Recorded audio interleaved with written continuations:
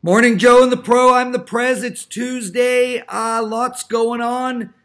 I got Tony Finn with us. We're going to talk basketball, all three games. We're going to take them apart.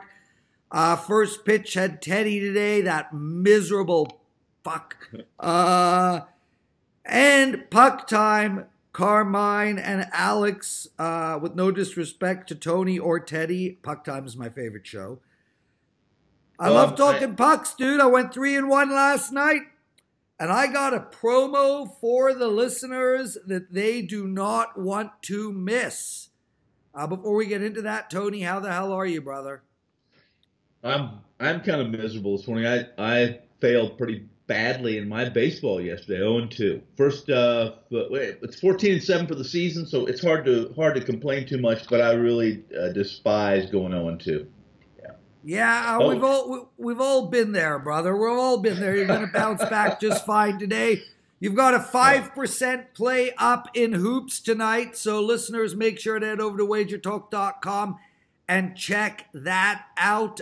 Your first 5% NBA play of the playoffs, albeit it just started a few days ago. But I'll tell you flat out right now, I'm betting it. Can we correct? Let's correct that right now, since I had to play that. Well, that poll had to be played down. Hold on. Down because Time out. Yeah. We have a daddy moment. Are you ready? Yes. Here's the daddy moment. This is my kid Ty. Hi, Ty. And what do you think my kid came home from lunch for? To coach the Toronto Raptors up so they maybe could win a playoff game. No. He wishes.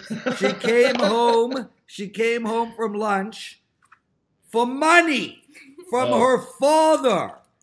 So that looks like Canadian money. Well, we live in Canada, you idiot. I'll be right back. Where are you going? Downstairs. Why do you come on my show with your stupid hood on and don't show your pretty hair? That's your wife's daughter, because that has nothing to do with you. Except she has my personality. Oh, okay. Well, Tony. We won't hold that against her. Tony, what the hell were you just talking about? I was talking about that we needed to make a correction on this show, that my 5% NBA play had to be pulled off the board because it moved too much. And there goes Tony's 5% play. That's correct. That is correct. Gone, history. And we, as you have mentioned many times on the show, there's a big advantage to watching Lawrence's, the Prez's shows, because we don't hesitate to talk about our plays that we even have for sale sometimes. So this is a pretty easy hint to you guys. This game moved so much that I had to pull it off the board. Guys, take a look at the board. You'll know exactly what I played. He's Tony Finn. I'm the Prez. Let's get into my promo. Later, Ty. What a great name for a kid, though, hey? Ty, T-Y, come on. Hey, we're going to talk daughters. I named my daughter after the Sky Dome. You know, her name is Brooklyn Sky. Brooklyn Dodgers, named after the Toronto Sky Dome, which gives you a hint.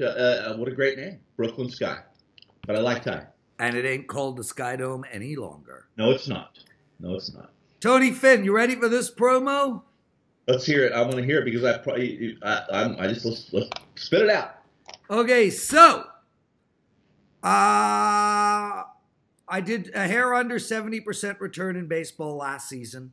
I'm up units in baseball this season, but not a ton, so nobody has missed anything.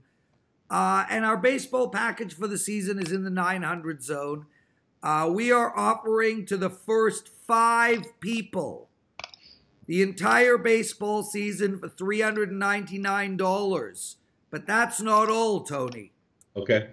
If you email Missy at WagerTalk.com, I will throw my NHL season, my NHL playoffs in for free. And if I lose even 1 unit in baseball this season, I will give you back double your purchase in WagerBuxx. That's $3.99. It includes my NHL playoffs. And I will give you double. That's a lot of pressure. Yeah. But I want the pressure, dude. Okay. These arms demand the pressure. I mean, that's a great sell. I mean, essentially, buy this, and if you don't produce, they're going to have enough WagerBuxx to buy your NFL season. Exactly. The Right. promo code Prez MLB1, Prez MLB2, Prez MLB3, Prez MLB4, Prez MLB5. Dude, let's get to it. The Raps tonight, now it's at minus 10.5. It's moved a full point. Came out at 210. Over and under is 211. Raps are in absolute must-win mode. I just don't know if they could cover such a large number. What do you think? Well, I was thinking about that before the show, before we hooked up here, and that was that I thought this number continued to be fairly high, considering the adjustments Orlando's made defensively, and the fact that I still consider Toronto a good defensive team. If Orlando hits 45% of the three-pointers and Toronto only hits 30% of theirs, they're not going to cover. So here we are. A big number, and a number that I shy away from. This is going to be a game I'm really going to be interested in watching and seeing what Toronto does and make some adjustments, but it's a number I won't lay. Yeah, it's tough, dude. I mean, look, I'm a Toronto fan, obviously, and, you know, if you're going to bet on this game, you've got to take Orlando. Orlando has to feel good. They've been in playoff mode for weeks now, and you know, this Toronto team, as we were talking about yesterday with Teddy on Morning Joe, this team is cursed. Yeah. Would I be blown away if they get swept? Jesus, they got swept by Washington 2 years ago. But yes, I will be blown away if they get swept. Frankly, I'll be blown away if they lose another game. But 10.5 is too high. I like Orlando in this game.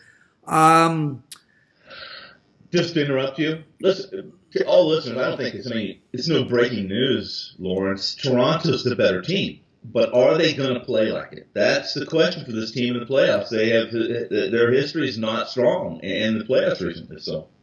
You know, everybody really likes the zigzag in playoffs, you know, with Toronto losing the first game, but with that minus 10.5, that zigzag is not available. And I think the same is fair for the Denver game, Teddy.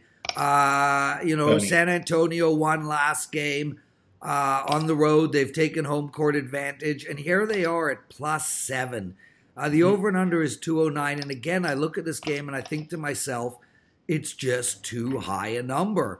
If I'm going to bet this game, I'd bet San Antonio. Can I see Denver win? Sure. But Denver, and you know, we've spoke about this. Teddy and I have spoken about this. Ralph and I have spoken about this. In the NBA is a different can of worms. These teams like Denver, like Milwaukee, you know, they ease into their championship run, if you will. Denver's going to be lucky to get out of this series, Tony, and I cannot lay 7. And I'll argue with you on this. I watched that that game one between these two teams several times without commercials, kind of edited version. And Denver was miserable. I like Denver here. Historically, playoff experience doesn't matter too much in the first round, and San Antonio is head and shoulders more experienced, even with the players they're missing. And DeRozan, and in truth, DeRozan was pretty miserable in that first game against Denver as well. But I like Denver today at altitude, best record in the NBA at home at the Pepsi Center. And I expect them to be at their best and no sloppy play as they did in Game 1. That's just me. I think the zigzag works here not only on the money line, but I think it works on the point spread as well. What do you think about the over and under, 209? San Antonio gets too much credit for what they did post-rodeo series defensively. They're not that good. White overachieved this year. I like the over in this game. I agree with you as well. Tony, Portland and OKC. Portland looked outstanding last game. Lillard was just ridiculous. They're minus 1.5. The over and under has moved 5 points, people. 218 to 223. I got to believe OKC is going to bounce back here. I think this series is going 7. I think they're going to zigzag all the way there. I like OKC plus the 1.5 too. Agreed. I not only agree with you, but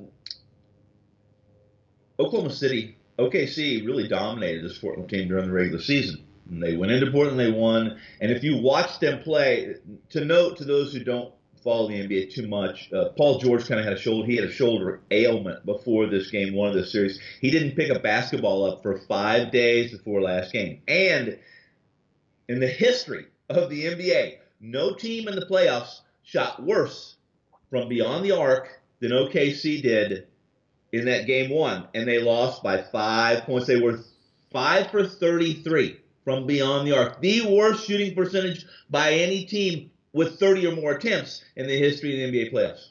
There are high school teams putting up better numbers than that. No, I won't go there, but yes, I agree. Yes. You went there. I did go there. Yeah, you did.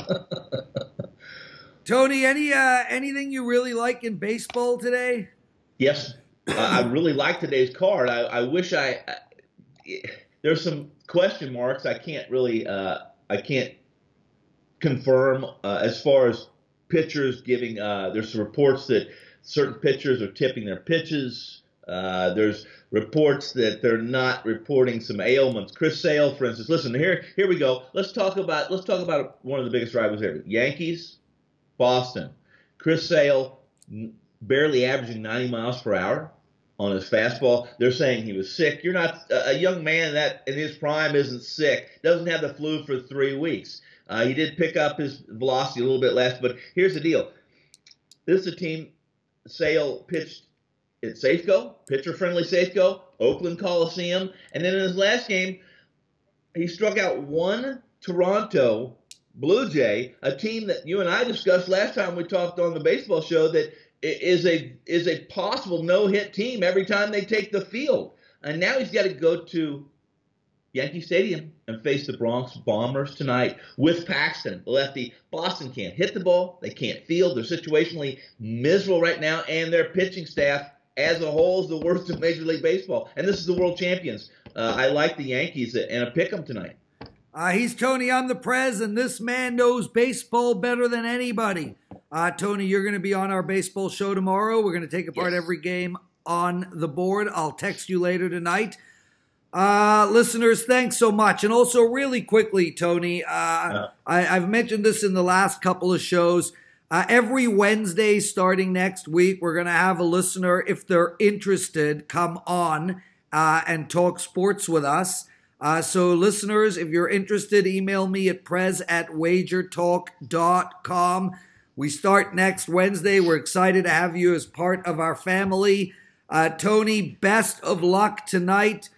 Sorry, your 5% game was taken off the board. It happens. A 5-point line move is, well, I mean, we're professional bettors, brother. It happens to me. I cannot tell you how many times I have to pull these things down. That's what you get when you release them early and you know what's. And when you and I, we have a pretty good feeling where it's going to go. And this one here was a ridiculous low, and here we are. So let's just win the game. Everyone's happy. Okay, brother, be good, and we'll see you tomorrow for First Pitch. Listeners, thanks so much, and make sure to head over to WagerTalk.com and use those promo codes, the first 5 guys. And then 5-0. 5-0 in your hockey tonight. 5-0 in my hockey. I should have gone 5-0 last night, dude. Yes, you should have. Yes, you should have. Oh, you're right. I couldn't even get one empty netter. Not one stinking empty netter. At least 4-1 too. Yeah, dude. 3-1 last night. 3-1-1 last night. I think I'm going on a big hockey run. Thanks for mentioning that. Take care of yourself, brother, and we'll see you tomorrow. All right, good luck.